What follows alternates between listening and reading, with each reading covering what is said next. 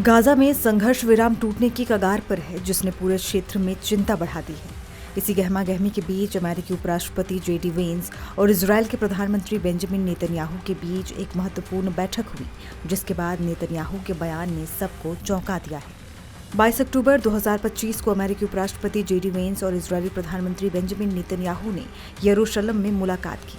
इस बैठक के बाद नेतन्याहू ने साफ शब्दों में कहा कि इजरायल अपनी सुरक्षा के फैसले खुद लेता है और वो अमेरिका पर निर्भर नहीं है। उनका ये बयान अमेरिका और इजरायल के रिश्तों में एक नया मोड़ लेकर आया है। अमेरिकी उपराष्ट्रपति जेडी वेंस ने भी माना कि इस संवेदनशील क्षेत्र में शांति बनाए रखना एक बहुत बड़ी चुनौती है। अमेरिकी प्रशासन, खासकर ट्रंप प्रशासन के भीतर इस बात की गहरी चिंता है कि नेतन्याहू गाजा समझौते से पीछे हट सकते हैं, जिससे एक बार फिर बड़े पैमाने पर युद्ध छिड़ने का खतरा पैदा हो जाएगा। इसी खतरे को भांपते हुए ट्रंप के करीबी माने जाने वाले जेडी वेंस संघर्ष विराम को मजबूत करने के प्रयासों के तहत ही इजरायल पहुंचे थे। उन्होंने हमास को निरस्त करने और गाजा के पुनर्निर्माण के साथ वहां के निवासियों के जीवन स्तर को बेहतर बनाने की चुनौतियों पर खास जोर दिया।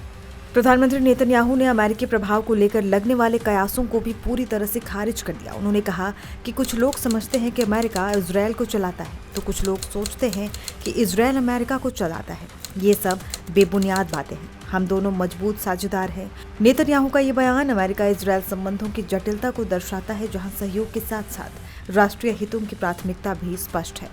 न्यूज एजेंसी एसोसिएटेड प्रेस के मुताबिक जेडी वेंस ने अपनी बात दोहराते हुए कहा कि हमारे सामने एक बहुत ही कठिन काम है। एक तरफ हमास को पूरी तरह से निरस्त करना है, तो दूसरी तरफ गाजा का पुनर्निर्माण करके वहां के लोगों का जीवन बेहतर बनाना है।